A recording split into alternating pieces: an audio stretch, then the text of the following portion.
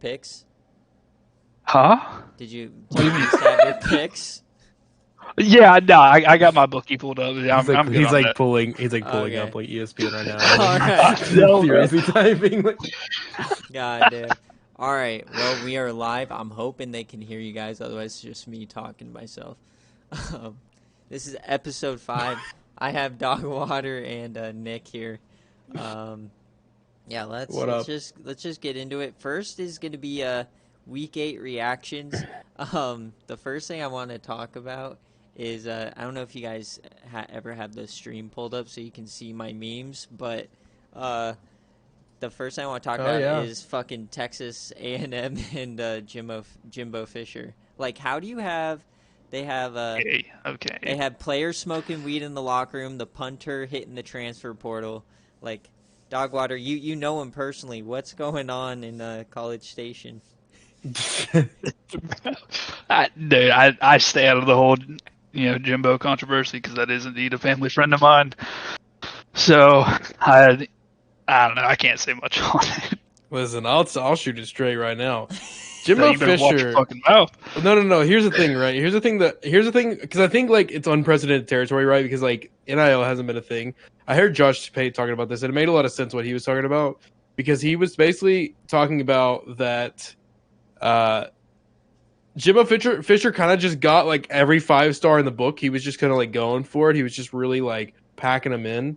And the problem is like you have to more or less like, yeah, now that you have the money to do it, like, it's like, oh, why don't we just get every 5-star? The problem is the players that you have to like actually be towards your system. And if they're not further, like you're towards your system or like not what you're trying to do, then like that can cause an issue. On top of the fact that if you get every 5-star in the book, a lot of them are not going to be playing right off the rip, and they're just going to get pissed. And they're not like, the thing about it is like, okay, if I went to Tennessee, if I was a recruit and I went to Tennessee, or if like DogWater, if you were a recruit and you went to Florida State, or TC if you went to USC, we would bleed that color. We would bleed for that school. We would jump off of a cliff for that school because we just love it. The dudes for the NIL don't give a shit, to be quite honest with you. They just went to the place with the most money, right? And I think like that's what you're starting to see more of, is because there's a lot more out of state because they're basically just getting like money to go there, right? And so I think what's happening is like, I think it's just an unforeseen consequence of the whole thing is that Jimbo was just like, yeah, get everybody in here. And then that's kind of just caused this whole ordeal.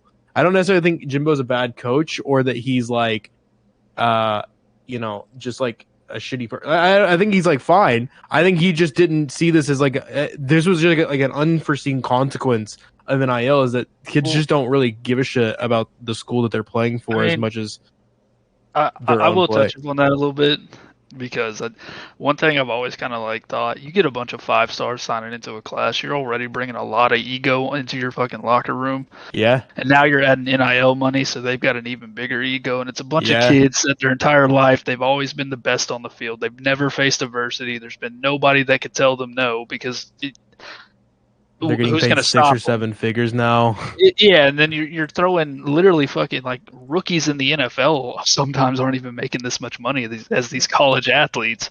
Right. So you see that, and you're like, you bring all this ego into a room, and we faced the same thing when he was coaching at Florida State. The year we won the national championship, I think we brought in like 11 5-stars, or the year before, and we had to kick 2 of them off the team. Yeah, you're bringing too much and as many 5-stars as he signed. So I don't remember what the number was. It was fucking ridiculous. But you're bringing all this ego in and everything. It doesn't. At some point, quality needs to be more important than quantity. Yeah, sometimes you get a kid for $1.5 million. Sometimes you give a kid some crab legs and he comes along. It's just a difference nowadays. Okay. Big difference nowadays for Jimbo. I mean, I also think Jimbo got carried by Jameis a little bit, and he got the big payday. No, dude, and his shitty offense, it cannot be ran by Haynes King. His shitty offense has more national championships than all of the coaches you root for combined. Okay, but I will say, I think in basically every, like, I feel like in every single industry, like you have to adapt to some degree, right? like with basketball or like with football or like even with like content creators. Like you have to adapt to what's going on around you, and you have to like figure out what the new thing is. The problem is that Jimbo Fisher is just doing the same old shit he was doing back in 2013, and it was great back then. Offense he brought into us at first. We went away from the I formation to pro whenever he took over from Bobby Bowden. I understand, but just watch a game. It's not growing anymore. You can't run that offense anymore. It's not sustainable the way the league is going. That's what I'm saying. Is that like you have teams that are like the Golden State Warriors or like, you know, the fucking Utah Jazz who were just hucking up threes. You have teams like now Alabama who has a Heisman winning, you know, they went from Heisman winning running backs to Heisman winning quarterbacks and wide receivers. You have Tennessee out here who has one of the worst defenses in the country, is the number 3 team in the country because they can just throw all over you. It's becoming a more like, let's score. And the problem is Jimbo just has a really like SEC like defense. And, you know, back in the day, that would have done it for you. Back in the day, that's what LSU did. Back in the day, that's what Nick Saban did at Alabama. It's not what happens anymore. And Nick Saban adjusted for that. Jimbo Fisher didn't. I think that's exactly the problem. No, you're right. I will say that. I'll die on the hill too. He has not adapted his system to what the college football has become. So is it too far gone for him? Like, are they just no, dude? There's no shot they fired him. They owe him $80 million. Well, I know. Well, that, it's not like. that, but is it like he's done? You know, they're just he's not. Here's the thing. It really depends. It really depends. Like the only thing that's really going to get in Jimbo's way is like himself in this. It's like, is Jimbo gonna actually do it? The only reason that I think that Jimbo's best days are behind him, for sure, is because every time you hear him in a press conference or anything like that, it's like anytime somebody's like, you know, maybe we should, you know, adjust, or what do you think about, you know, the type of offense and, you know, not being able to get going, he doesn't blame his offense. He doesn't blame the way he's running it. If you listen to it in press conferences, it's a lot about, oh, well, we're just not executing. We're just not. And it's like, dude, you guys, even if you were executing, you would still struggle in today's game. Just simple. I will say he does have a point with execution, because I'm not even like, yes, they do struggle to execute. But what I'm saying is like, if they were executing on all levels, that preseason number 6 team would be a 5-2 team rather than a 3-4 team. They're 3-4, not just based off of poor execution. I'll give you that. 3-4 is bad. Yeah, very, very bad. The other his worst season as a head coach so far. That's true. Anyways, the other thing I wanted to say about this week was Syracuse is a bunch of bitches. Okay, first of all, they blue ball us. That's not good enough, though. You lead the entire second half, and you only in the entire game give your best fucking player 5 carries. They deserve to be relegated to the FCS. They deserve all to be executed, Kelly style. Like, that is so bad. You're up on a top 5 team in the country, and you don't run the ball with your best player. I don't get it. Yeah, they're dumb. I don't get it. Syracuse chonded epically. That was my big takeaway from last weekend. That was some hardcore blue balling right there. Yeah, it was dumb. I was mad. I was mad about it because, like, at this point, it's like, I think I kind of talked about it the last time, but like, I have friends who are fans of all these big teams, and now I have to root against them because now it's like it matters for Tennessee and like where they place, and so like I'm pissed. You know what I do think is going to happen though? This will probably be my upset pick for next week, but I actually think Notre Dame is going to beat Clemson. I don't know about that, Chief. I don't know about that. On a neutral field, Notre Dame would actually be favored against Syracuse. They're only 2-point dogs at Syracuse, and it's a 3-point swing. Well, look, no, they have the talent at Notre Dame, so they're always going to have a chance to pop off, right? But I don't know. It's kind of a poverty school. Bro, you lost to Marshall. Don't fucking talk to me about being favored against Syracuse, even at neutral site. What the fuck? I'm just saying, like, if there's a spot on Clemson's schedule that they could slip up, it's for sure Notre Dame at this point, because they're gonna think this team isn't as good as Y'all forget that Notre Dame played a close game, fourth quarter game against Ohio State. I'm not saying Ohio State is proven, but I'm saying that Ohio State is about as proven as Clemson is. I mean, Clemson's one of those teams for me where they could lose any fucking weekend. It solely depends on DJ's play. His good is pretty good, you know, good quarterback on a good team. Motherfucker His got bad benched. is so fucking bad. Oh my god, it's like the fact that he got benched and they won. Like, I don't know any reasonable coach besides Dabo who would put him back as the starter. Ridiculous.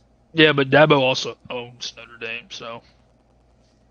And that was when Notre Dame was good, too. Didn't they lose in 2020? Yeah, one game without Trevor Lawrence. Oh. Well, and it was like a 3-point game. They're using their backup quarterback. By the way, talking about the ACC, I wanted to bring this point up really quick because I thought this was really funny. Do you guys know what? So there's a chance that the ACC.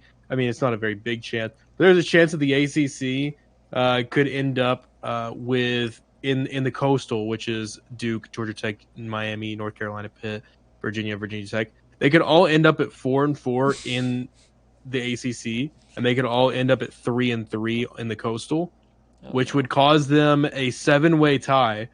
To which point they would go based off of the higher rank. What is it? Is it points for?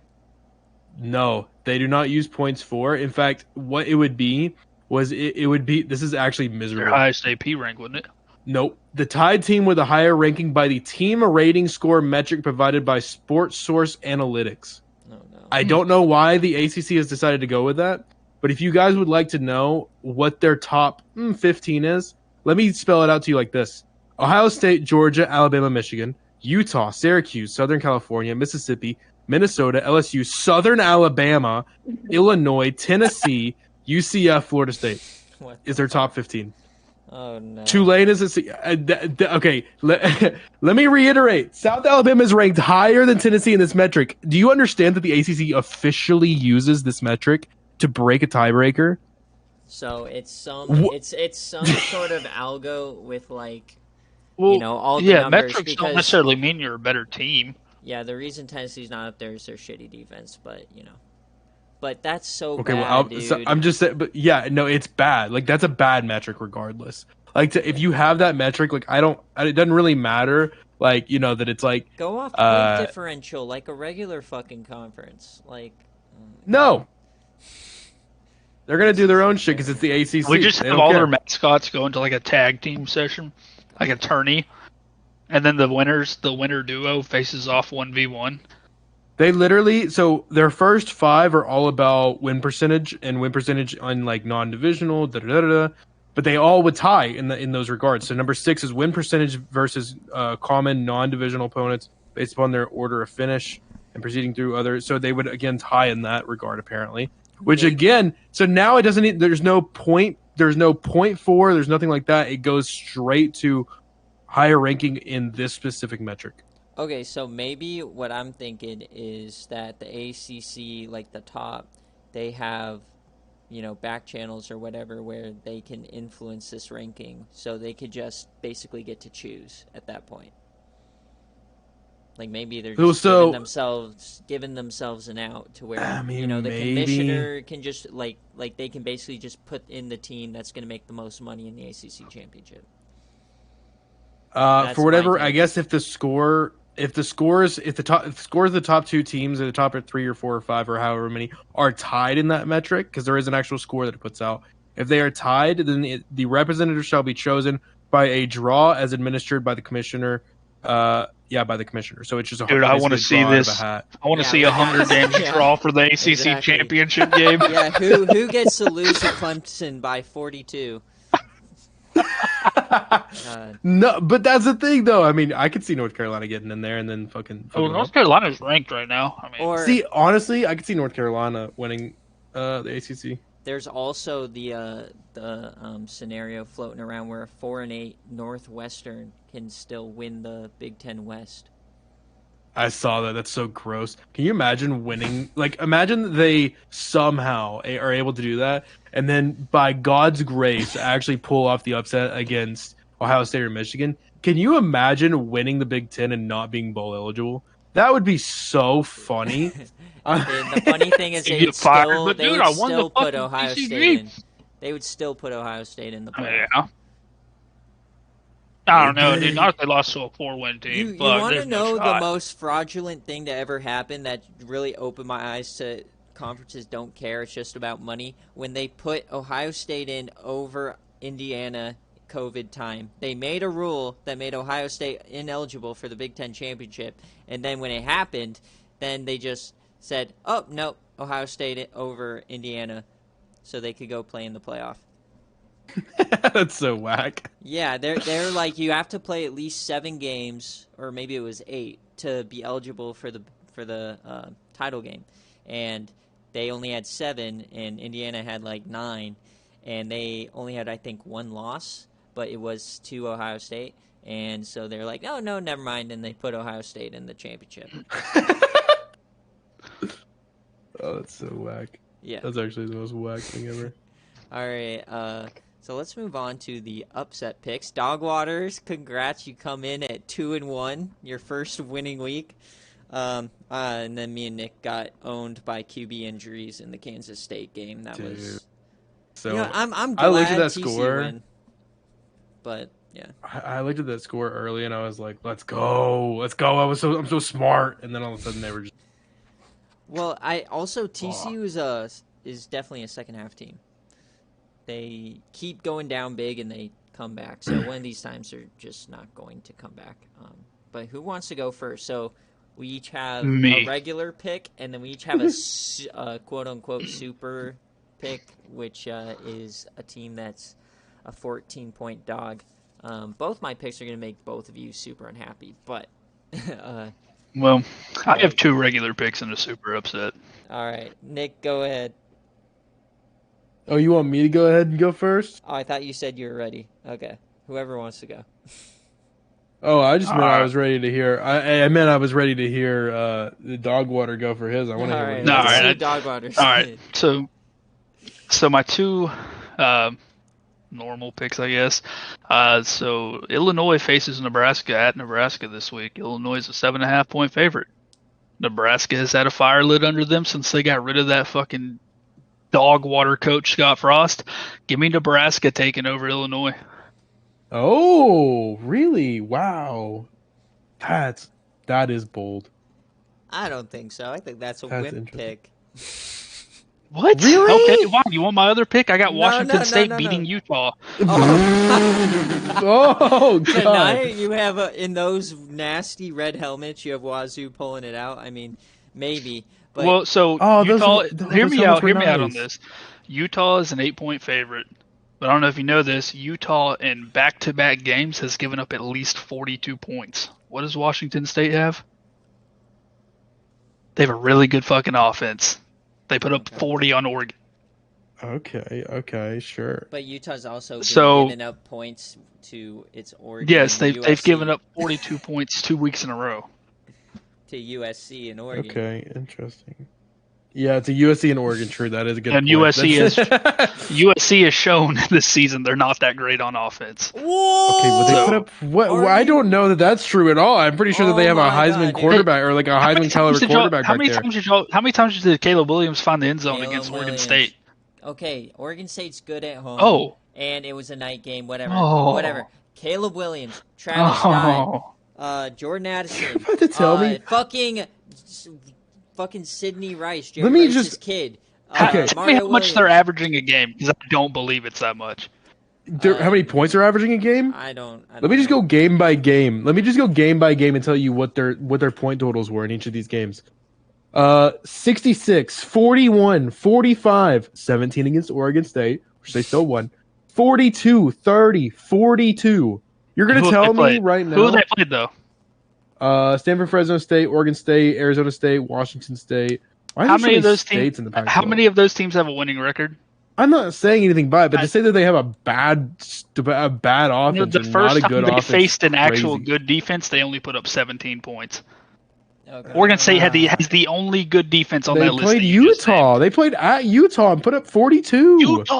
Utah has fucking 4 straight weeks of letting people score 40 on them. Oh my God. I did not come here for the This is a USC bad take. slander.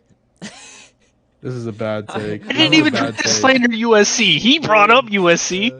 Okay, wait. So you have Wazoo over Utah, and you have Illinois losing to Nebraska. He has Nebraska over. Yeah, which I Yeah, think I've is got Nebraska pulling I that one think out. okay. And- Illinois is way overrated, and Nebraska is a decent Yes. team. They were just horribly You coached. guys think Illinois can run the ball on everybody? What are y'all talking? And they have a great defense. What are y'all talking about? All Illinois is right. a decent team. All right. Okay. No, nobody's saying they're not decent, but I'm talking about the people that try to weigh over. You think Nebraska is a decent team? I don't know. No, Nebraska has decent talent, and they had a Decent shitty talent. head coach that they got rid of. Yeah. All right. And ever who- since who Scott is Frost your has been super gone, that team upset? has opened up. All All right, who's my your super upset's going to be Michigan State beating Michigan. Michigan's a 22-point favorite. It's at Ann Arbor. No fucking shot it happens, but I'm going to give me Michigan State. I would love for that to happen, No. Is, but Kenneth, there's a 0% chance that happens. Yes, Kenneth Walker coming back for one game. Like, Yeah, absolutely. dude, Mel Tucker. They'd still be can like a eat 17-point fat underdog. dick. I hope Michigan State goes like 0-50 for the next. What is that? 12 years. 0-50. Okay. Yeah, dude. Fuck Mel Tucker. He destroyed the Colorado program. No, Colorado destroyed the Colorado program. True. Okay. Your AD destroyed that program. What is a slander? All right, Nick, do you want to go or do you want me to go? Because I'm going to make both of you upset with my picks. Oh my god. I you know what? I mean, I can go. I think that's not too crazy. I actually think so. Okay, my normal upset pick is actually okay. So I think that this is going to be kind of a pretty big upset week. Like, there's always like 1 week in college football that's like, ooh, damn, there's a lot of upsets this week.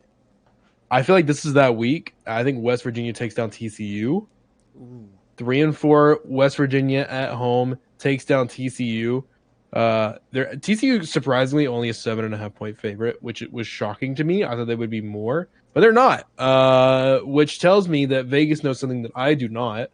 And I like West Virginia in that. Fuck it, Hold on. you know.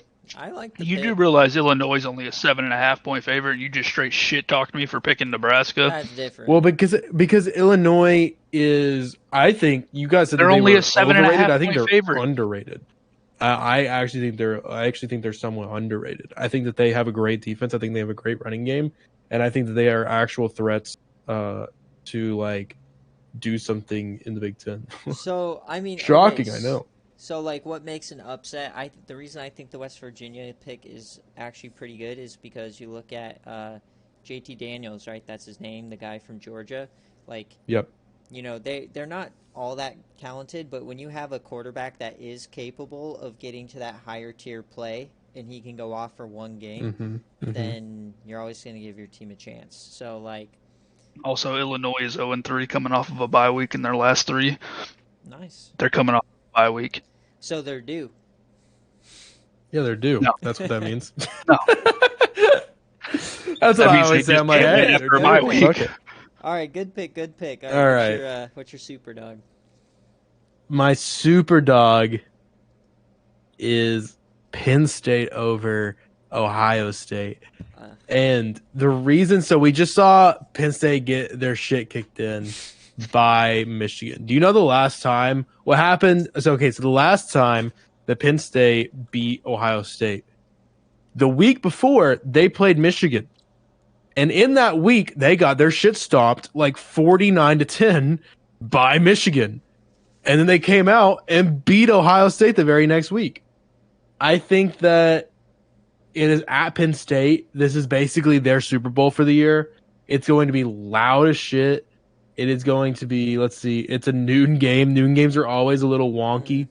I like it, honestly. I think that CJ Stroud is going to throw some weird balls in this one. A couple of tip balls are going to get intercepted. I think that I actually really like Penn State, and I would for sure hammer like the spread. I don't know that they actually do it, but I think this game will come down to like last 3 minutes of the game. It's either going to be Yeah. Penn State wins or they get blown out. There's not going to be an in between. Well, no, We'll see. so Penn State has given Ohio State a run for their money quite a few times. Like, I think we all remember the blocked field goal, in the whiteout or whatever. And that's my problem. Is this is a noon game? These big noon games or whatever on Fox, like, it's just not the same atmosphere. If this was at Beaver Stadium in a whiteout at night, I think they'd be a little more even. I do think it's going to be closer than this massive spread, but I don't know. I don't think it's there, but it is a good pick. I think they're being generous giving them a 15.5-point spread. I don't think we are lucky enough to experience this week, unfortunately. It's fair. I like it, though. I love James Franklin. Pick. I like that pick. Yeah, I like Penn State. Now, what we are lucky enough to experience this week, let me go through it. Okay, so, like I said earlier, what makes an upset? You got quarterbacks that can pop off, right? Okay, so think about that. What's the next? Trap games, absolutely. And what's even next? Overhype in the media. I know where this is going. He's gonna pick Kentucky, isn't he? He's gonna pick Kentucky over Tennessee. Okay. Overhype in the media, and how did that happen? How did that happen? My man's about to nut picking Kentucky down. Black uniforms, okay? So, trap game before Georgia. Will Levis. No. I don't like him, but he is a decent quarterback. He drinks coffee with mayonnaise. That man's like he tried to compare himself to Josh Allen. And think about it though, if Kentucky were to lose, or if Tennessee were to lose this game, it would be the most Tennessee thing ever. So, see, here's the thing, right? Is that Kentucky. It feels like this year has been a very, it feels like every time I've been like, this would be a very Tennessee thing to happen. Like against Florida, whenever they got the onside kick, I was like, yep, we're going to lose in a very Tennessee way. We didn't. In a game where we were facing, a second or third string quarterback against Pitt, it felt like, oh, yep, this is a very Tennessee thing. Didn't happen. In a game that we were close against Alabama, where we fumbled the ball on our own 10-yard line, dude just basically tiptoed into the fucking, he just basically walked in his sleep into the end zone. Felt like, yep, that's a very Tennessee thing to happen. Every single time that we have said that, they have won. I don't feel like, for whatever reason, it feels like that mantra of like, oh, this is such a Tennessee thing to happen has come up so many times this year, and yet every single time I'm proven wrong. And I'm happy that I'm proven wrong. It's at Neyland. Kentucky is not coming into Neyland. At Neyland at night, which is, by the way, this is the first big game that Tennessee has had at night this year. They've had Akron and Ball State at night. They have not had any other games at night. They've all been to 3:30. So this may be the loudest game in Neyland this year. I don't know if it will be. I think the Alabama's game is still probably going to be the loudest, but I think it'll be up there. We also get Cedric Tillman back, who's our number one wide receiver, which is crazy because it feels like our wide receivers are already way too insane already. And we also get back a safety, our starting safety, who got arrested for punching a guy who came into his apartment. Apparently they found out new things, and they basically immediately reinstated him back onto the team. So he's available this week as well. Tennessee just got a bunch of pieces back. They're in their black unis. Like I'm saying, I love Tennessee. I think I really want them to be good. The last time we saw a team like this was LSU in 2020 or 2019, whatever that year was. And everyone's like, oh, no, Joe Burrow ain't it. Too much hype. They're going to lose, and they never did. I'm hoping Tennessee is like this, but for me, it's just too good to be true. And unfortunately, I think they're going to lose this week, but I will be cheering for them. Now, the Superdog, a team that is favored by 24 points, is going to lose to Georgia Tech, and that is the Florida State Seminoles. Oh, no. Fuck off. They got a backup quarterback that runs out of bounds instead of taking a shot downfield when you're down one score. Don't ask me why, but Florida State's not back. 24 is What a a bit too gross much. pick. Mike, you're my dog, but Florida State's about to drop 70-5 on Georgia Tech, and I'm What a sorry. gross fucking I'll be honest. pick. I didn't see. I didn't I mean, see dude, any. you made me look like a I fucking didn't- genius. I didn't see any lines this week that were like calling my name. The only ranked game that I really saw that could be a upset was Tennessee, and then you asked me for a super dog. I saw that 24 points to Georgia Tech, and I'm just like, that's a little bit too much. So I doubt we cover that, but we ain't losing to fucking Georgia Tech. Stop. They don't even run the fucking option no more. They don't even know who they are. let's check in on Saturday. Let's just check in on Saturday. But with that, it's time for DogWater. Yeah. And when Florida State beats the fucking brakes off of them, yeah, Wait, okay. great segue, because that logic's about as good as your fucking Well, committee. Okay, sorry. Before we go into SFA, can I talk about one Yes. thing really quickly? That I'm just going to touch on one thing. Yes. By the way, I just want to say that one of the predictions that I had as like kind of a bold take for the actual IRL season, it looks to be better, and I want y'all's opinion on it really quickly. I claimed that I think that LSU could still win the West, and I want y'all's opinion on it now that they just murdered Ole Miss. They've never been out of the running. I mean, they started 0-1, then No, but you guys off. basically scoffed at me. Ole Miss was fraudulent. I think we all kind of knew that in our hearts when they played a close game to Kentucky.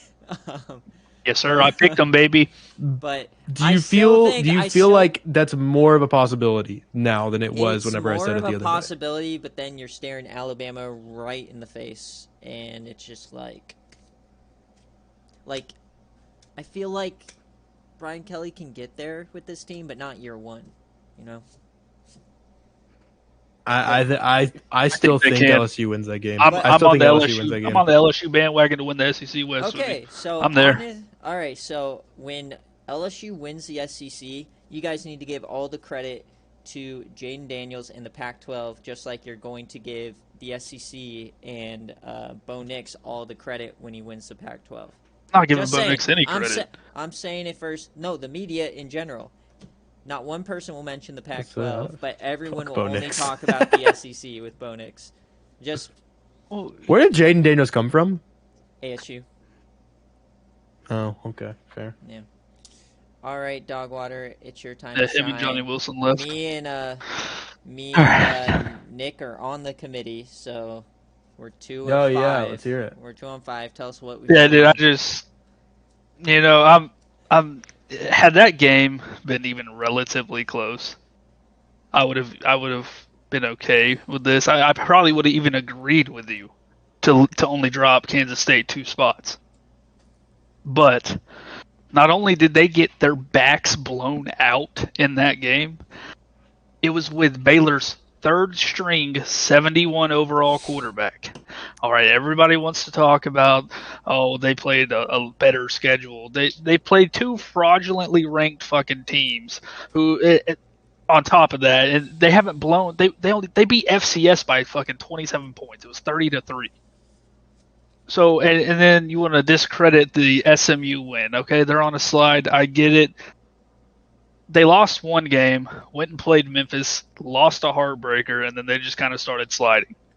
I mean, that could happen to literally any team, but SMU was ranked when I beat them. So we're not going to take an AP Top 25 rank win away from me because it happened while they were ranked. That's in the record book. And I had TC send me both my schedule and Kansas State schedule. My first game of the season was against Missouri. P5, first game as the head coach here. Yeah, we won by a touchdown. It was a Hail Mary. Missouri's still a 7-win P5 team. First game of the season for Kansas State, UTSA. They won that game 37-14. They put up 6 more points than we did in a game, except they were playing UTSA and we were playing P5. Okay, but they still. The second week of the season, I go again and play P5. It's Vandy, yeah, kill me, whatever. But Vandy would beat FCS East. Okay. And we beat Vandy 31-18. They beat FCS East 30-3. Okay. 27, What- a 4-score win over a FCS team. Like, over FCS. what's wrong What are with you that? talking about? Only a We're calling that a win. non-quality win. It's not a quality No, I win, was just but going down. it's I was just not going a down the loss, weeks you know. and Okay. comparing. No, I'm saying you want to compare schedules. Here I am, first 2 weeks playing P5, coming out of the G5, and they're out here playing G5 and FCS. Now, So okay, because everybody wanted to bring up their schedule. If you wanna compare every week, how much better is Vanderbilt than an FCS team? Vanderbilt would beat any FCS team. That's not even a question. We're saying but how much better. It's not that are they better. It's how much better. So I feel like the Than losses would get FCS? about the same. You get clowned. No. Listen, here's the thing, right? If you want to talk about losses, I haven't fucking lost. That was Kansas State, who not only lost, got blown out. I'm not saying Baylor's a bad team. I'm not saying that, but I'm saying you can't fucking tell me you are a top 5 team if number 13 in the nation comes in with their third string quarterback, not their first string, not their second string. Their third string quarterback comes and beats the brakes off you 31-7. I don't have the schedule in front of me. What are Kansas State's ranked wins? Colorado and Arkansas. Okay, Colorado and Arkansas. Okay. Colorado is 8-3. Arkansas is 7-4. Okay, yeah, they're both in our rankings. Okay, and I think like the general gist But of the Big also, 12 is I want to say, to be fair, I believe Texas Tech was ranked when they beat them. Maybe I'm wrong. Okay. What ranked wins See how does Texas Tech could have ever been Memphis ranked have? at 6-5. What ranked wins does Memphis have? We beat 15 SMU. 15. In overtime. Wait, we don't have SMU ranked. No, because they Win went on a at slide that after time. that game. I'm talking about ranked right now. Only they have What 0. what sense does that make? Because I'm genuinely asking, like, what sense does that make? Because Okay. if you go look at somebody's schedule at the end of the season, even if they could have beat the number 1 team in the nation, and number 1 team in the nation went like 1-11, right? Like they lost almost every single game of the year, dropped out of the AP top 25. At the end of the season, it's still going to say they have 1 ranked win. No, I'm not Doesn't disagreeing with take that, that but I'm away. just saying. But it does matter the quality of win, though. Yeah, SMU went on a slide after us. That's what I'm saying. That's all I was asking in terms of like the SMU rankings right also now. beat Baylor at the beginning of the season, who just beat the brakes off of Kansas State. I'm just saying like it matters in the context of like right now or not, because like it like for example in real life we're not looking at Ohio State and saying, oh well, they have a top 10 win over Notre Dame. Notre Dame fucking lost to Marshall. Okay, like they went on if you want to call it like a slide, that's underselling it. But I'm just saying like you can't look at Ohio State and be like, oh well, they have a top 10 win. It's like no, you kind of have to look at what they're doing right now. You're And arguing for me right now. What are you talking about? Okay. no, I'm not. I'm saying that as of right now, there's not any top 10 wins, which is not necessarily on you. It's more so on We the have a opponents top you're 15 playing. win. Who Against is who? Dude, but SMU? They were 15. Dude, okay. They doesn't matter. It does matter. It does matter. It does matter. Oh, And- we have and y'all's here- logic putting you know a 7-4 Arkansas in the top Okay. 25. All right, DogWater, listen to this. If you, Mike coming in with the stats, if you want to compare FCS East to Vanderbilt, Vanderbilt is 2-9 on the season. FCS East is 2-10. Yeah, but compare who FCS is playing compared to Vandy. Vandy's in the SEC. They don't have a shot. They're never going to have a budget. They're they're literally I know, playing but Alabama I'm and just everybody laughing. But every you game. also have to understand that Vandy, the 2 wins that they have are likely one of them is FCS and one of them is some group of 5 school. Am I wrong about that? Like that's, If Vandy beat FCS, they're better than FCS. Well, I'm not Right saying here. that we said that they were better than FCS. So you got to remember. you just that argued me that. You got to remember the committee is going clean slate each week and going, Yes. how we think the rankings. So the fact that Kansas. So if you're going Kansas off of a State clean was- slate, you just watch them get blown out.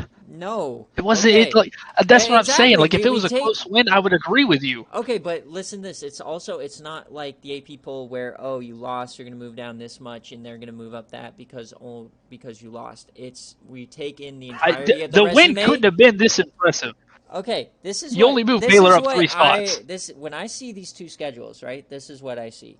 When I'm looking at Memphis, I see you have 3 wins against 7. 3 wins against teams that have 6 or more wins, basically. Okay, so that's what I call a quality win.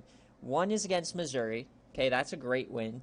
It's at home though, and it was winning on a Hail Mary.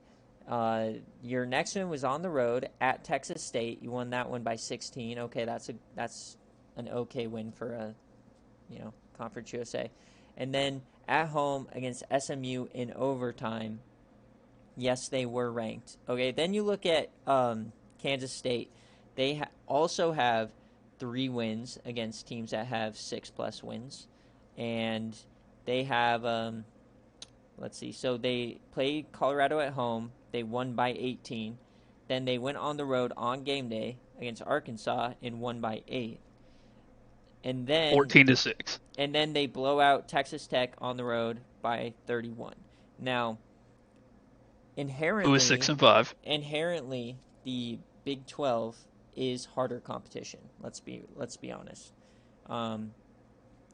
Colorado, Arkansas, West Virginia, TCU, Texas Tech, Oklahoma, Baylor, Kansas is a harder slate than the Conference USA, especially when you don't face.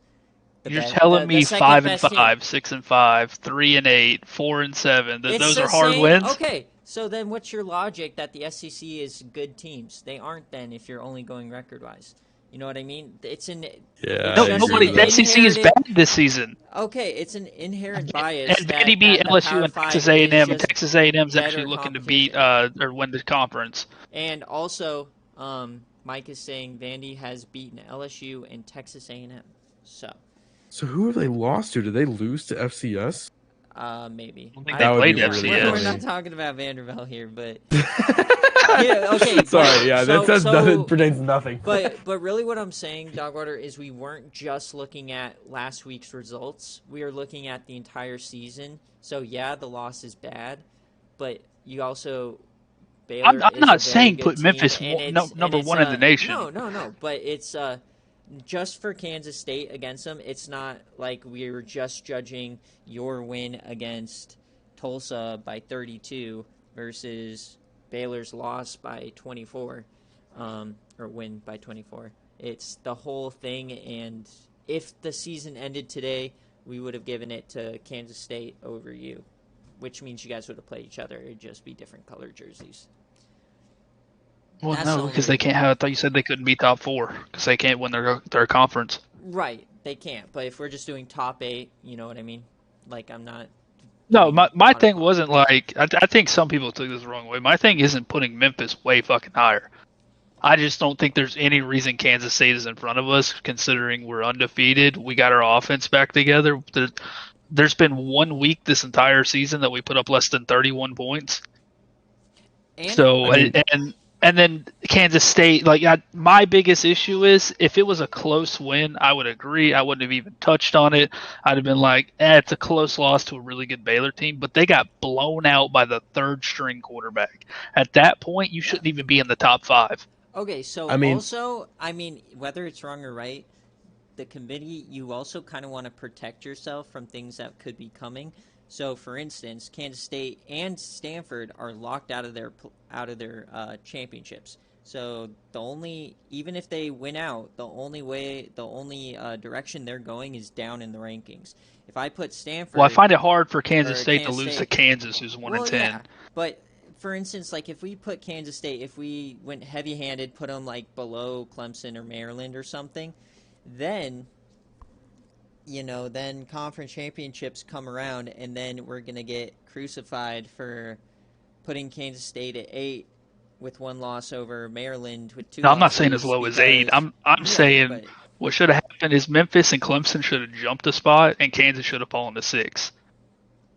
I disagree with that pretty hard. I don't think there's any way. I can see an argument blown for out like Memphis. that. I can see an argument for Memphis, but I don't see like okay. Here's the thing, I right? promise Is you, like Clemson has faced a lot more ranked teams than Kansas State has. I promise you. The But, ACC okay. is loaded right now. Also, think about it. Baylor is a team coming off 3 straight college football playoff appearances. So, like, in the SFA, at this point, they're kind of like an Alabama, Georgia, or a Clemson, right? They had a bad start to the year, but they're doing the same thing. They're surging 7 or 8 straight wins. They That's great. they've They in were their still entire 13th in the nation and history, blew outnumbered. in their entire history, they had Bohannon. He got hurt. Teddy Bridgewater led them to the playoff. Now, same thing's happening. Teddy Bridgewater and Drones, who was popping off, get hurt, and now he brings in a third stringer who's great. To me, it's kind of like. What do you mean he's great? He's a 71 overall. He threw 4 touchdowns on him. Overalls don't matter. That just shows how overrated Kansas State is. It reminds me of like real life Clemson right now, right? Where Trevor Lawrence got hurt. Okay, DJ Ugabuga came in and he played okay, and then now DJ is sucking it up, right? Or gets injured, whatever, and now you got Klubnik leading comebacks. These great programs, regardless of the overall, they just have ballers. You know, I try not to look at the overalls.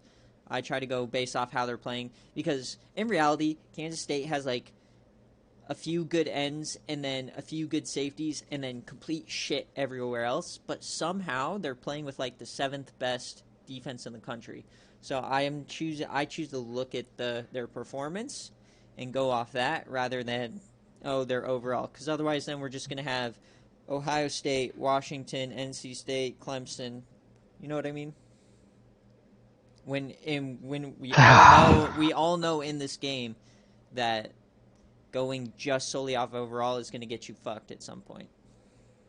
I also think but even overall aside, like Memphis is averaging 38.9 points a game this season. Right. Well, so okay, I think this is the really important thing to look at here, right? Is that I think what's important is that whenever you look at it, and I actually watched Greg McElroy talked about it this week as well, in terms of just like a general thing, is that in terms of like rankings or like, you know, positioning everybody, there's always, like, especially for 25 teams, there's going to be conflicts everywhere. There's no way to be conflict free whenever it comes to like to ranking teams like this. There's always going to be, oh well, this team lost harder, or this team won these, or this team, you know what I mean? So it's like it is very subjective, and it kind of has to be very subjective just because of the nature of it, right? Like how much do you value something versus how much does someone else value something? It's not that I like disagree with all these standings. I just hate this fucking list. I'm not even mad at it. I'm just like confused how you can logically say a team that just got blown out because should still be in the top 5. Because because here's the thing, right? Is that like there's not just 3 games in a season. There's 12. And up to last week, but listen, the season. But up to last week, they were still perfect. They were still undefeated. I mean, they beat a 3-win TCU team by 3 points. I understand, but I'm saying that regardless. I mean, again, Memphis has had close wins as well. There's conflicts are going to be everywhere. Like there's going to be things that you can argue for each team. Like we could argue that Maryland should be the top 3, right? Like there's things that you can argue. It's probably not as solid of a basis as Memphis being above Kansas State. But what I'm saying is like there are things that you can look at. Like I actually probably looking back at it would have made NC State higher than Maryland or Clemson even, because NC State had like 4 or 5 top 25 wins. I mean, they like if you look at the quality of their wins, it is like a lot better than a lot of the teams in front of them. However, at this point, especially because we're still in week 14 and haven't even gotten to conference championship week, we haven't even gotten to the last week of the regular season. It doesn't really matter right now, especially whenever you're talking about flipping a 4 and a 5, where in an actual like playoff scenario, 4 to 5 don't really matter. I think like dropping to 6 right now, and Clemson and Memphis should be moving up. But what I'm saying though is that at this very moment, like given that's going to change a lot. Like that, the top 8, 9, 10, 11, 12 are all going to change pretty drastically based on what happens over the next couple of weeks. So like I could understand, you know, like, do I think that in real life Tennessee should be ranked above the others, like above Georgia and Ohio State, because Ohio State and Georgia haven't played anybody worth a damn? Yes. However, I understand that like we still got games to play, and it's not that big of a deal, and it's likely going to sort itself out anyways. That it's like, meh, it's fine. I understand. I think Memphis actually does have a case to come up to 4. However, I think being 10-1, regardless of result, in a Power 5 conference is more impressive than being 11-0 in a Group of 5 conference, and that was my logic for it. And I think that's how most people would be in a real life setting. I think that's how most people would be. I think that's how most people logic would be. I think like the quality of opponent week by week by week is generally higher because of just the talent, like the talent of players, right? Especially if we're like talking about like what we were talking about with before with like overall and stuff like that. Even if we, want to look at that, or if we don't want to look at it, regardless, the talent is higher in Big 12 than it is. I'm sorry, I don't even CS. What is it? Yeah, USA. Yeah. I think that it's just generally a higher. It's just a higher. Yeah, normally that argument higher works talent. when you're not playing unless you're playing a team with a schedule full of So- fucking 3-win team, 4-win, Okay. 3, 8, 7, But 4, 3, So- 6, But I'm saying 5. regardless of the schedules, it's still week by week is going to be a more talented team that team is facing. I think that being 10-1 in that conference is more impressive. And I Personally. think something that hurts Memphis is, so last year UAB was in the same situation. They were, undefeated. They curb stomping every team in their way in the Sun Belt, which was a good conference. You had Coastal and UCF actually really good. But they just killed everyone, and at this point in the rankings, everyone just number two behind Alabama. And I think kind of, while it's more exciting, Memphis winning on a Hail Mary and overtime against SMU on game day, while super exciting, may make people feel like they're a bit more fraudulent, chinks in the armor, rather than just being super dominant. Yeah, we had chinks in the armor. We didn't get our head fucking ripped off. Well, right. And Kansas State kind of got exposed, but it's the first. Shit beat out of them. It's the first time this season they've shown any weakness, and it's. What do you mean they squeak out an 8-point win against Arkansas? I get it, it's on the road, whatever. Explain to me a 3-point In win the against rain. the 3-win TCU. Well, we didn't watch that game, and there is a bias versus playing on BearCave, playing on game day. Like, there's a huge bias. That's why those games are so important to perform well in, because you can get by winning by 3 and assume the game because no one looks at every single game more than like 10 seconds, right? So that's what I'm saying. When they play these shit teams, they're putting up around 30 points a game, and then they go play good defenses, and they put up 14 and 7. Oh, honestly, yeah, I think Jaron Lewis is a complete fraud at quarterback, absolutely. But Deuce Vaughn is a monster. I think Memphis offense is way better. Yeah, so is Ulysses Bentley. We held him to like 70 yards. But Kansas State's defense is a lot better than yours by ranking, like by performance.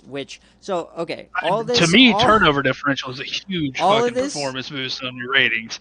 All this to be said is this all leads me into the next kind of topic, is that we are on pace potentially for some massive chaos. So we kind of had this lined up last year, but it was the most boring BearCave ever on a championship day, and we really only had one decision with San Diego State or Clemson.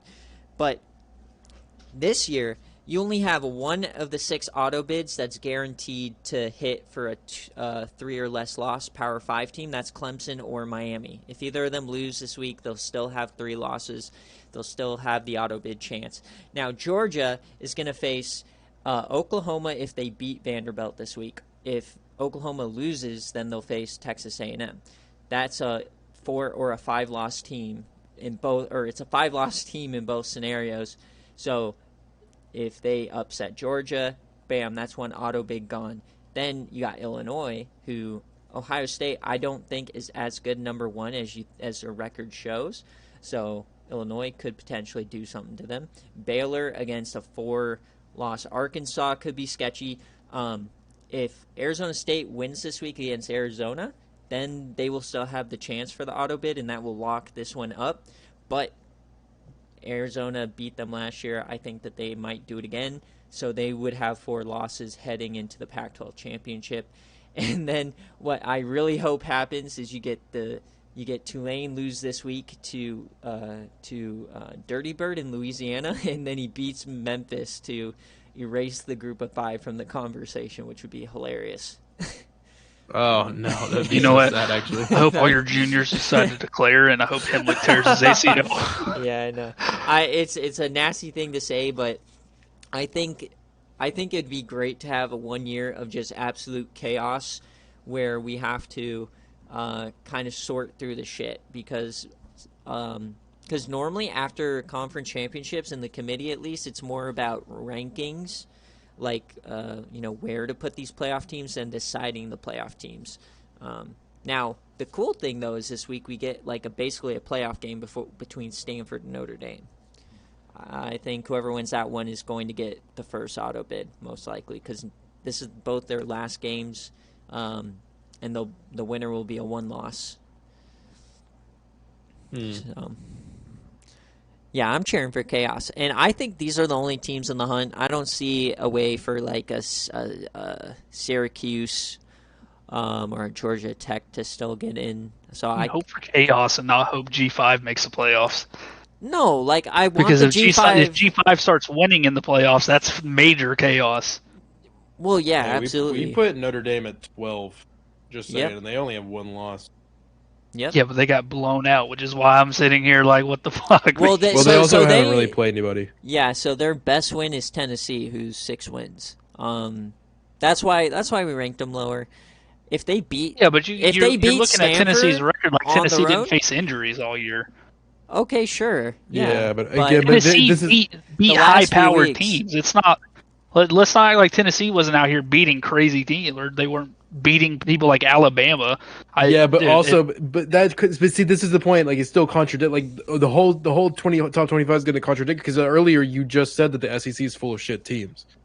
Yeah. So it's like there's always going to be contradictions, right? Like there's no matter how you look at it, there's always going to be contradictions. There's going to be a 5-loss team no matter what playing in the conference championship for the SEC. No, yeah. I agree, but I'm just saying like that it's hard whenever there's so many contradictions, right? There's so many different cases you can make for every single team. No, I'm not even making a case for Notre Dame. My whole point is you slaughter Notre Dame in the polls because they got blown out by Syracuse, but Kansas State gets their natural asses tore because they're more proven because they have more like quality wins. No, they don't have crazy quality wins. They don't have crazy quality wins, but it's also like that's what I'm saying. The 2 times they've played like actually decent or good teams, they put up 14 points and then they lost by 24. So there's also like inherent bias from like multiple years as well here. So like Kansas State has actually been good for 3 years. So it's not like they're a one-hit wonder in the SFA. They normally do this a late season chond and then like they miss the playoff chance. I think this year they have a much better chance than they've had previously. But Notre Dame has been in this exact spot every single year. And every single year they choke and get left out like right at the end, and they get put in the Citrus Bowl.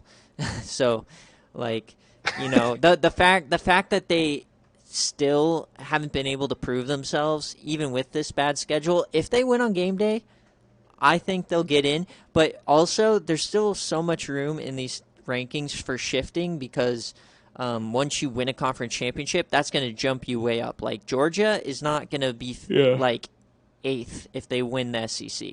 I don't think. I mean, I don't know. We'll see what the committee says, but yeah. Yeah. It'll be close for sure. I do have to ask, why the fuck is Memphis on BearCave this week? Why is Memphis? Because we have... It's UTSA. Yes, but my idea with... Yeah, so my thing about BearCave this week was to highlight any games that like either impact the playoff or impact a user's bowl game chance. That's why there's UAB and Arkansas State. That's 2 users, even though they're not active. The winner gets a bowl game. The UNLV game impacts if McNasty gets a conference championship chance. So that's kind of the thing. If Tulane wins out, Georgia Tech beats Georgia, who goes on to win the SEC, and Clemson wins the ACC, we could see a situation where Georgia Tech has beaten 3 playoff teams. Ooh, that's spicy. Mike really throwing Hold his on. hat. So really throwing it to we're the wall. talking. I mean, no, Dude, but I get it. we're talking about chaos scenarios. That would be wild. So okay, so a win over a one-loss Tulane, who's in the playoff. That's good.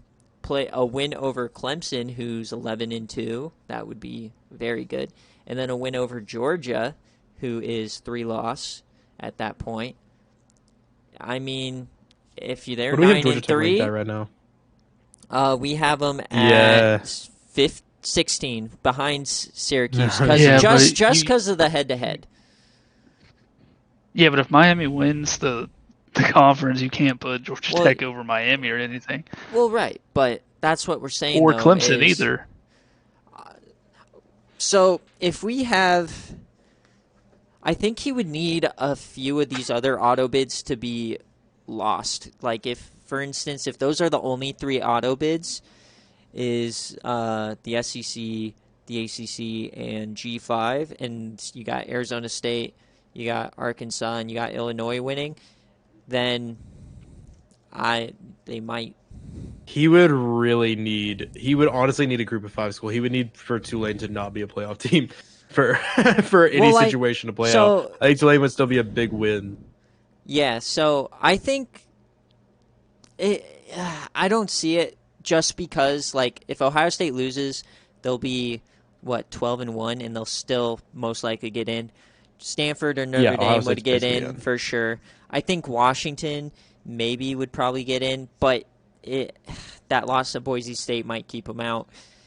Baylor would not be in if they lost. They'd be 3 losses. So it'd really be like, is Georgia Tech better than like a Maryland or a Kansas State? Yeah, there's like a snowball's chance in hell, but there is a chance. Yeah.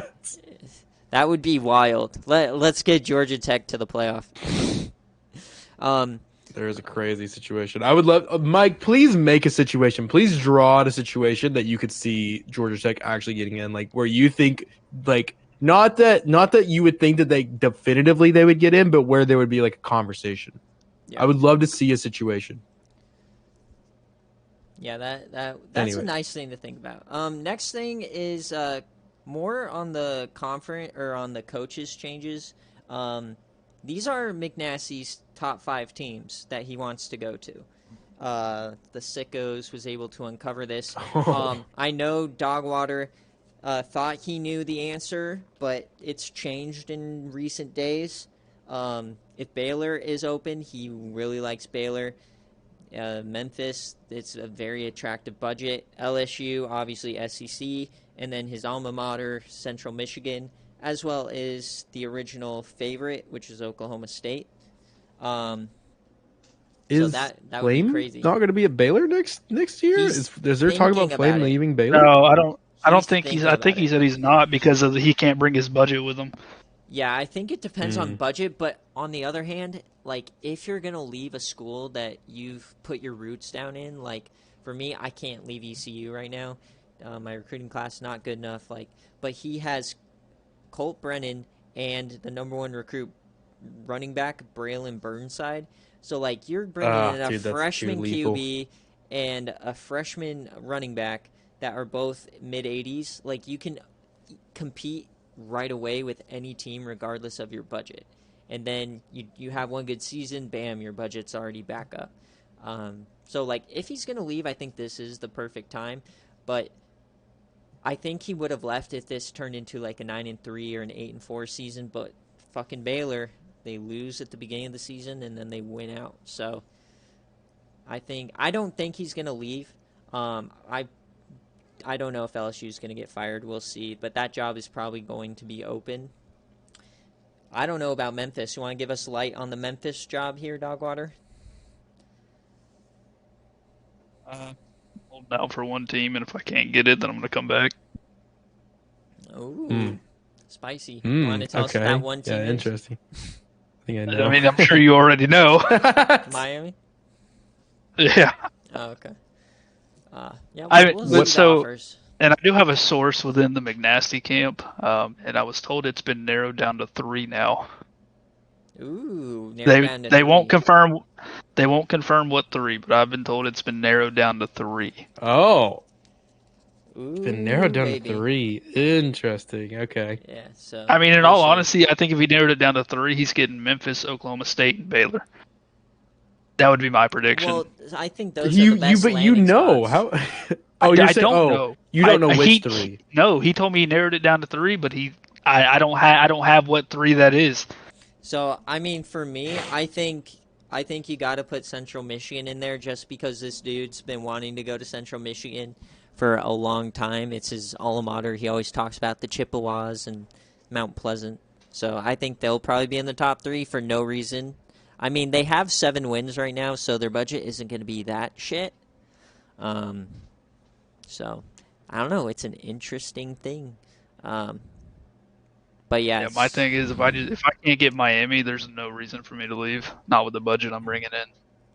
Yeah, Yeah. interesting. It's all about what you do on the budget. Like Nick just fucked me for $100K, or for a 5-star tackle, dude. I wrote the most beautiful pitch about the blind side, and you just. I'm so happy. Did you like my Ford F-150? Yeah, it was fine, but it's commercial? nothing. It was fine. Yeah, it was good. It was good. blindside related. That was blindside related. It was definitely blindside related, but that was fucked up. Except this time you're fine. Yeah. So Relive no, your trauma for me. It was good. Also, no, it's sweet. I know. yeah. But I mean, all right. So we got game day on Sunday. It's going to be an early one, probably while the Broncos are losing in London to the Jaguars. So Notre Dame at Stanford. We already talked about it a little bit. Stanford starts out as a 6-point favorite. Who do you guys think is going to win? It's so weird because like Notre Dame has had this really weird like thing about them all year. They've just had like I don't know. It feels like Notre Dame's shit, but they've been like winning games. Like they've just like how are they 10-1? It makes me mad that they're 10-1 because they have not looked good. And I have to say that I think that it probably finally gives out this week. Just because I don't know. I just don't. The only thing that worries me about it is the fact that if there's any really poor unit on the field, like I feel like Notre Dame has a decent offense, they have a good defense. Stanford has a really good offense. The one horrible thing about Stanford is they have a pretty DogWater. Whoa. They have a pretty DogWater defense, right? And so it's like it's like I don't know. It's like it's tough because Stanford actually, you know what, number 1 overall offense with a great pass offense and a horrible defense. It's specifically a very bad pass defense. Feels very Tennessee-esque for like I don't know. But they're also number 1 in offensive yardage per game. So yeah. So they're almost exactly like Tennessee. And neither of them can protect the ball crazy. Either, so you know what? I'll say Stanford for that reason. Fuck it. Okay. Go Vols.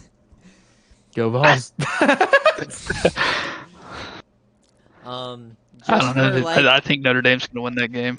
So really, from an SFA standpoint, like the players, Notre Dame lost some amazing players like Lamar Miller and Miles Gooch, their quarterback, who's going to be an SFA Hall of Famer. Oh. So on offense, but they still have tight end Bibbins, who's SFA guy. They have Jarvis Landry. They have Alan Hearns. They're decent. That it's not an exciting offense. I kind of want to say it's like a Tannehill led offense. It's just meh. Their defense though is very good. I have actually completely changed my mind. I think Stanford is going to win by 3 touchdowns, and it's not going to be close. So Notre Dame's defense has probably the best linebacking core in the country. They have, I think, 2 or 3 linebackers, all 90-plus overall. 2 of them are SFA players. I think they're okay in the secondary, good up front on the D-line. And then Stanford over here, they have 99 overall Quincy Enunwa, SFA wide receiver. They have another wide receiver that's insane. They have Tanner McKee, who has been gatekeeping SFA player Sean Mannion from ever playing. He's like 98 overall. And then they have Alfred Blue, who's an SFA player at running back. On defense, their defense is complete shit. That's been this team's Achilles heel for the last 2 years in the SFA. But the thing that changes this year is cornerback Fork. He has 6 interceptions. He's leading the Thorpe race in the awards section. So I'm gonna go Stanford with Fork getting a pick 6. I don't know. That's kind of hard to me because you brought up the player overalls, and I think when you're getting into simulation, player overall, like what it matters just drops so much to me. Yep. Because who was that team that we went up against that had like a 95 overall receiver, and we had like an 83 overall corner lock him down all game? Yeah, I don't remember who it was, but yeah, it was just in the Baylor game. So they have Boner, who's a 96 overall. Boner. Honestly, that guy, the reason is he's a slot receiver who's playing on the outside. So, he's like really shifty and fast, but I'm sure he gets like fucked how out much of did Deuce Vaughn go for? I think it was around 110, 120. He had that 50-yard touchdown, though, which inflates the numbers. I really hate to compare it to this because I'm really not trying to compare everything to Tennessee, but this really feels like a Tennessee-Alabama game, except for the fact that Bryce Young is hurt and Tennessee's best wide receiver is playing. That's literally what this feels like. And I swear to God, I think Stanford just blows them out because of that.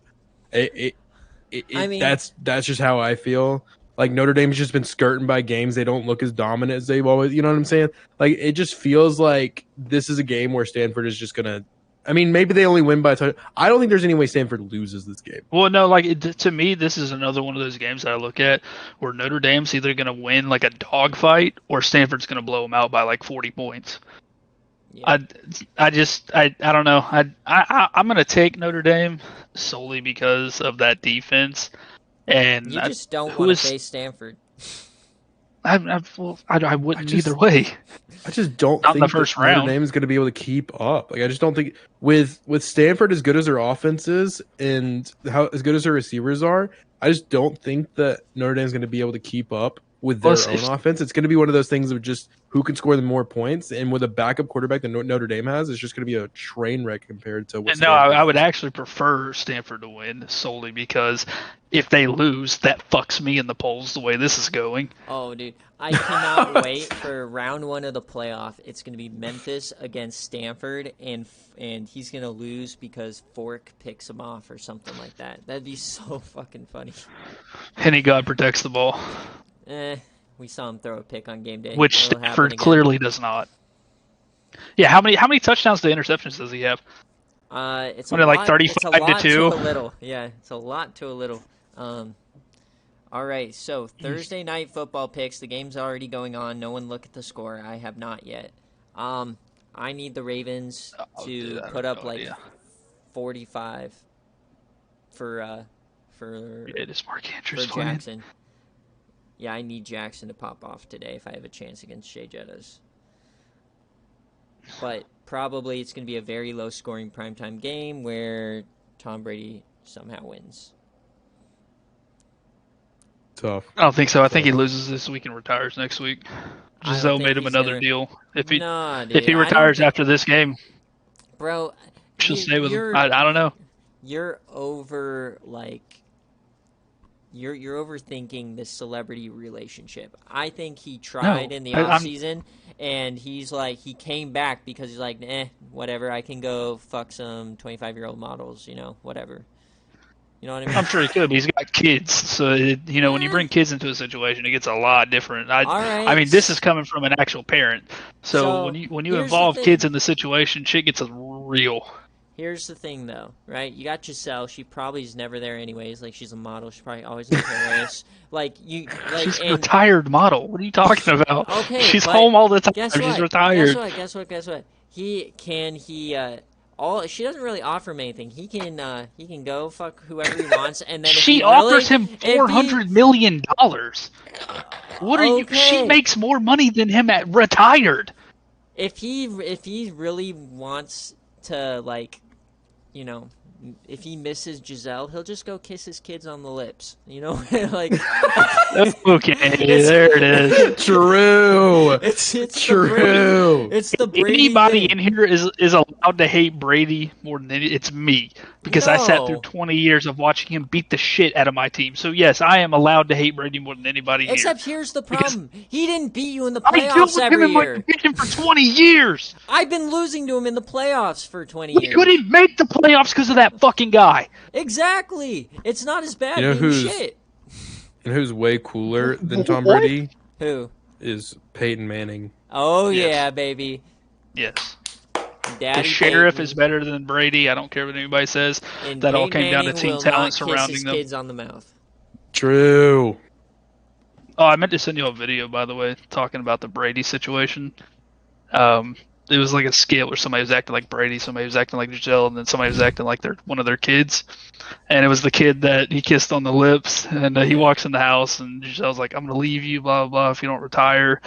And he's like, "This is about family." And then he looks over at his son, and he goes to kiss him on the lips, and his son's wearing an Eli Manning jersey. And he goes, "What are you doing?" He's like, "Well, since you're not around, I figured I needed a new dad, so I went for your daddy." Oh, God. Oh, The Mannings own the Bradys. Ravens True. by 50. Ravens by 50. I'm okay with that because all that's Ravens gonna by be Mark Andrews. 50. Hopefully. Well, I'm telling you right now that they're playing and they're down by 7. So Oh, great. Well, still time to come back. Have they scored?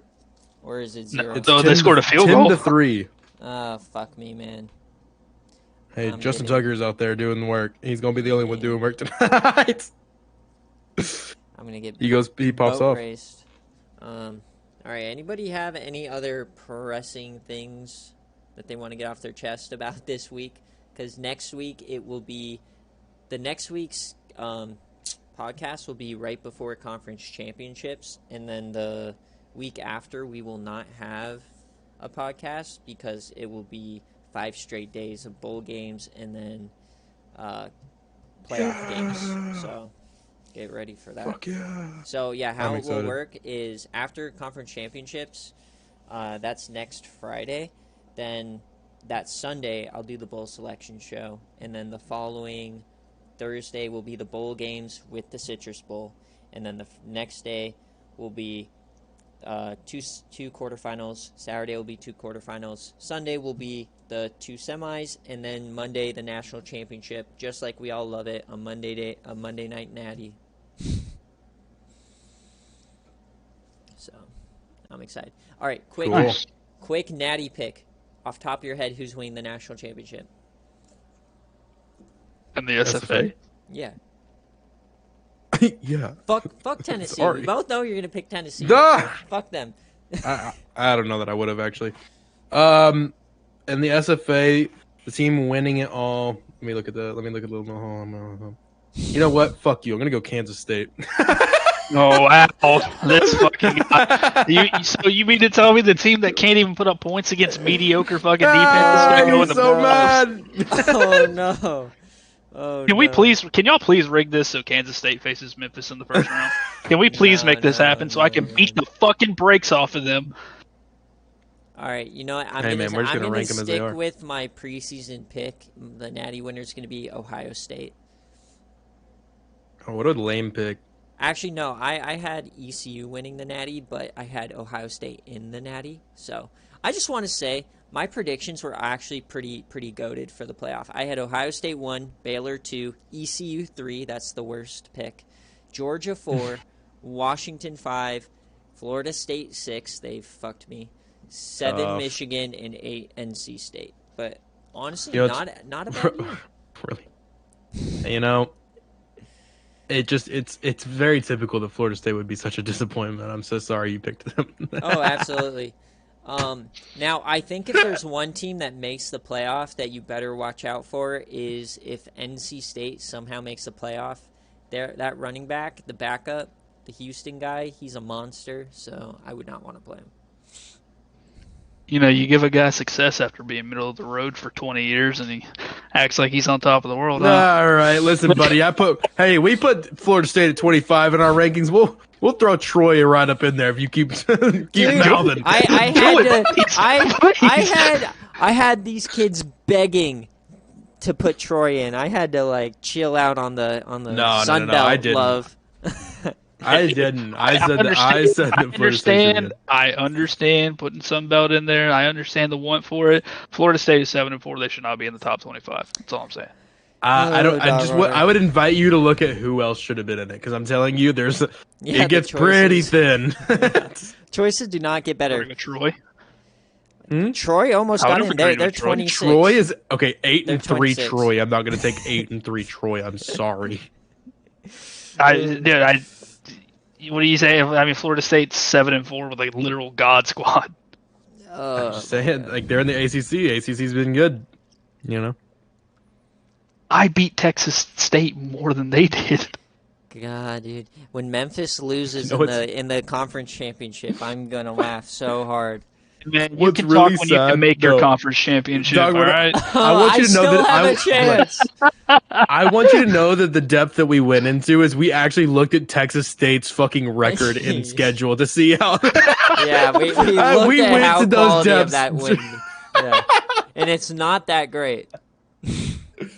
We went to those depths. I just want you to know we were really trying to make this list right. We went to the Texas State fucking schedule, so I don't want to hear Yeah, when we're deciding who's 25, we went to see if it was a quality win for Troy, and it was not. I don't know, dude. I just saying 7-4. Fire the fucking guy already. Jesus. All right, well, with that being said, we'll see how these picks age next week. Not well. All right, guys. Thanks for watching. All right. Bye, guys.